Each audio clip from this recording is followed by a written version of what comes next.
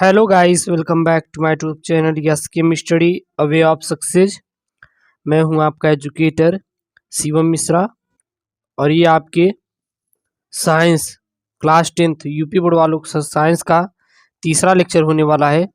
Board exam 2022 की तैयारी UP board के सबसे बेहतरीन तरीके से करना चाहते हैं तो अपने इस YouTube channel yes chem study को जरूर सब्सक्राइब करें। ये पूरा न्यू पैटर्न, जी हाँ, न्यू पैटर्न 2000 यूपी बोर्ड 2022 के अकॉर्डिंग ही आपको चला रहे हैं, ठीक है ना। तो पूरा आपको पढ़ के जाना है यूपी बोर्ड में और एक प्यारा सा नोट्स आप यहाँ से कंप्लीट कर सकते हैं। हालांकि मैंने इसका एक एक लेक्चर करके भी वीडियो अपलोड किए हैं, वहाँ से भी कंप्लीट कर सकते हैं और यहाँ से भी आप कंप्लीट कर सकते हैं यूपी बोर्ड वाले। तो आज की वीडियो लेक्चर में जानेंगे दर्पण के प्रकार और जो गोलीय दर्पण आते हैं उनसे संबंधित कुछ परिभाषाएं। यहाँ से कहीं ना कहीं आपकी ये हेल्प करेंगे न्यूमेरिकल को लगाने में। जी हाँ, जो न्यूमेरिकल होता है उसको लगाने में ये आपको बहुत ही हेल्प करेंगी। तो सबसे पहले जानते हैं हम लोग कि मेरे प्यारे बच्चों ये दर्पण क्या होता है, ये मिरर क्या होता है। सबसे पहले आपका यही जानते हैं। तो दर्पण होता क्या है, तो एक चमकदार सतह जो अपने ऊपर आपतित प्रकाश के अधिकांश भाग को परावर्तित कर देती है दर्पण कहलाती है। तो यहाँ पे समझेंगे, मान लीजिए क्या है, एक हमारा क्या है, यह हमारा कोई भी चमकदार सतह है। अब इस पे आई प्रकाश की किरणें पड़ी, अब पड़ने के बाद क्या हो गई, परावर्तित हो गई। देखिए यहाँ पे प्रकाश की किरण पड़ रही है इस चमकदार सतह पर और पढ़ने के बाद अधिकांश किरण क्या हो जा रही है, यहाँ से परावर्तित हो जाए, पड़ रही, परावर्तित हो जाए, पड़ रही हैं, परावर्तित हो जा रही हैं। तो इसी को कहते हैं हम लोग दर्पण, यानी कि जो जिस पर आपतित प्रकाश की किरणें परावर्तित हो जाती हैं उसे हम लोग दर्पण कहते हैं। उसे क्या कहा जाता है, दर्पण कहा जाता है, ठीक है ना। तो दर्पण की परिभाषा आप लोग याद कर लीजिए। दर्पण परिभाषा क्या होती है, एक चमकदार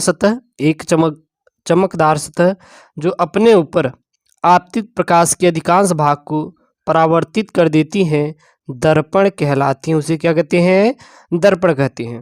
अब तो ये तो समझ आ गया भैया दर्पण क्या होता है। अब बात आती है दर्पण के प्रकार के बारे में, यानी कि टाइप्स ऑफ मिरर, यानी कि दर्पण कितने प्रकार के होते हैं। तो सामान्यतः दर्पण देखिए तो ये हमारे दो ही प्रकार के होते हैं। कौन कौन से,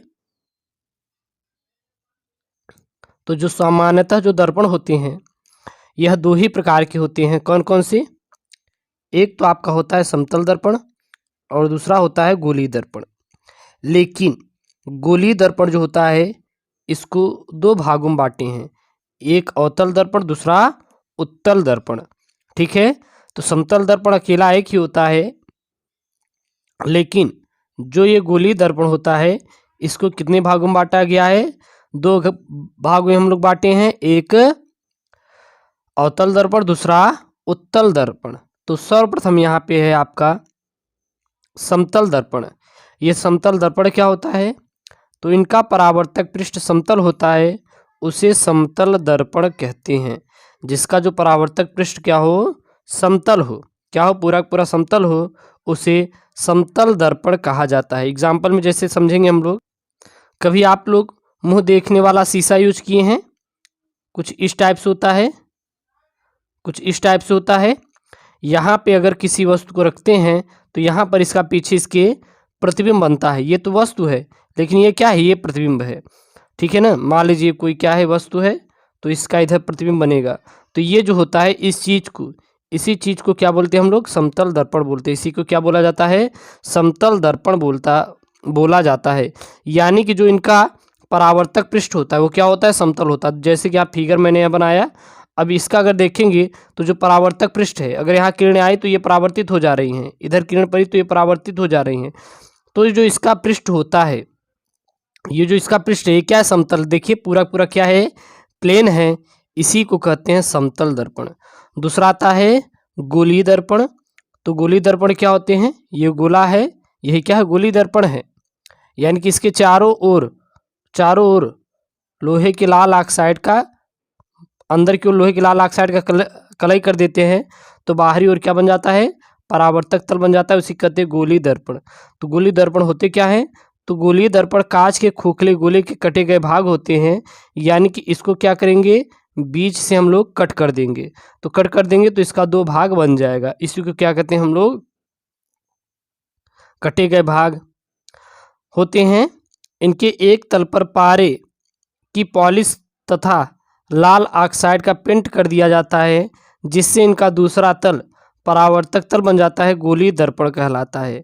यानी कि ये मान लीजिए गोला है, ये गोलीय दर्पण है, इसको बीच से हम लोग कट कर दिए। ये मान लीजिए इसको हमने बीच से क्या कट कर दिया, कट कर दिया। अब इनके एक तरफ आप लोहे के लाल ऑक्साइड का क्या कर देंगे, कलई कर देंगे। अभी तो पारदर्शी हैं, जब एक तरफ कलई कर दिए तो दूसरी तल क्या बनेगी, परावर्तक तल, यानी कि इस पर प्रकाश किरणें पड़ी और ये परावर्तित हो जा रही है, उसी को क्या कहते हैं, गोलीय दर्पण कहते हैं। गोलीय दर्पण मुख्यतः दो प्रकार की होती हैं, पहला उत्तल दर्पण, दूसरा अवतल दर्पण। तो गोलीय दर्पण को कितने भागों में बांटा गया है, तो आपको सीधा बता देना है, गोलीय दर्पण को सर दो भागों में बांटा गया है, एक उत्तल दर्पण, दूसरा अवतल दर्पण। तो सबसे पहले हम लोग देखते हैं यहाँ पे कि उत्तल दर्पण क्या होता है। ये उत्तल दर्पण एक्चुअली में हमारा होता क्या है। तो जब प्रकाश का परावर्तन गोलीय दर्पण के उभरे हुए पृष्ठ से होता है तो उसे उत्तल दर्पण कहते हैं। यहाँ पे ये बता रहा है जो उभरे हुए तल, यानी कि इधर बाहरी की ओर इस पर प्रकाश पड़ेंगी तो यहाँ से क्या हो जा रही हैं, परावर्तित हो जा रही है। अंदर से कभी परावर्तित नहीं होंगी, बल्कि किधर से होंगी, बाहर से पड़ेंगी, परावर्तित हो जाएंगी, पड़ेंगी, परावर्तित हो जाएंगी। तो इसको कहते हैं उत्तल दर्पण। दूसरा डिफिनीशन इसकी क्या बन सकता है, गोलीय दर्पण का काटा गया वह भाग जिसके उभरे हुए तल, जिसके दबे हुए तल पर, देखिए दबा हुआ तल है, दबे हुए तल पर कलई कर दिया जाता है और उभरा हुआ तल परावर्तक तल बन जाता है। जो उभरा हुआ तल हो क्या हो, परावर्तक तल बन जाता है, उसे हम लोग गोलीय दर्पण कहते हैं। तो दो परिभाषा होगी, पहले क्या देंगे, जब प्रकाश का परावर्तन गोलीय दर्पण के उभरे हुए पृष्ठ से, ये जो उभरा हुआ है इस पृष्ठ से होगा तो उसे उत्तल दर्पण कहते हैं। अथवा में क्या कहेंगे, गोलीय दर्पण का काटा गया भाग जिसके दबे हुए तल पर कलई कर देते तथा उभरा हुआ तल क्या बन जाता है, परावर्तक तल बन जाता है, उसे हम लोग उत्तल दर्पण कहते हैं। तो इसके दो परिभाषा, आपके दो डिफिनीशन हो जाएंगे, ठीक है ना। यहाँ पे फिगर आप देख सकते हैं, अभी मैं इसको आपको पूरा समझा दूंगा कि यहाँ पे M1 क्या है, M2 क्या है। ये गोलीय दर्पण का द्वारक है, ये कटा हुआ भाग है, इधर का मतलब नहीं, बस दिखाया गया कि हाँ अगर ऐसे होता तो ये पूरा गोलीय दर्पण क्या हो जाता, बन जाता। और ये क्या है, ये वक्रता केंद्र है, ये ध्रुव है, ये परावर्तक तल है, और ध्रुव से वक्रता केंद्र के जो बीच की मिलाने वाली रेखा उसको हम लोग मुख्य अक्ष कहते हैं। अब आता है आपका अवतल दर्पण। अवतल दर्पण क्या होता है, जब प्रकाश का परावर्तन गोलीय दर्पण के दबे हुए पृष्ठ से हो तो उसे अवतल दर्पण कहा जाता है। यहाँ पे क्या है कि जो गोलीय दर्पण में जो प्रकाश किरणें परावर्तित हो रही हैं वो किधर से हो रही हैं, दबे हुए तल पर, दबे हुए तल से, देखिए। और यहाँ पे उभरा हुआ तल क्या है, कलई किया गया है। लेकिन उत्तल दर्पण में क्या था, दबे हुए तल पर कलई किए थे और उभरा हुआ तल क्या था, परावर्तक तल बन गया था, ठीक है। तो यहाँ पे आपको इसकी डिफिनीशन क्या बन जाएगी, एक डिफिनीशन ये हो जाएगी, जब प्रकाश का परावर्तन गोलीय दर्पण के दबे हुए पृष्ठ से हो तो उसे अवतल दर्पण कहते हैं, या फिर कह सकते हैं गोलीय दर्पण का वह काटा गया भाग जिसके उभरे हुए तल पर लोहे के लाल ऑक्साइड या चांदी का कलई कर देते हैं तथा दबा हुआ तल क्या बन जाता है, परावर्तक तल बन जाता है, उसे हम लोग अवतल दर्पण कहेंगे, उसे अवतल दर्पण कहते हैं। तो यह आपके इसमें हम लोग जाने कि आपका दर्पण क्या होता है, दर्पण के प्रकार, समतल दर्पण, गोलीय दर्पण। और गोलीय दर्पण कितने भागों में बांटे गए, दो भागों में, उत्तल दर्पण और अवतल दर्पण। तो इतना जान लिए हैं। अगले लेक्चर में हम लोग जानेंगे ये C क्या है, P क्या है, M1 और M2 क्या है, मुख्य अक्ष क्या होता है। तो हर एक परिभाषा हम लोग अगले वीडियो लेक्चर में पढ़ेंगे। तो ये वीडियो लेक्चर हमारा तीसरा है। सभी वीडियो लेक्चर आपको प्लेलिस्ट में मिलेगा। ऐसी वीडियो चाहिए तो चैनल को जरूर सब्सक्राइब करें।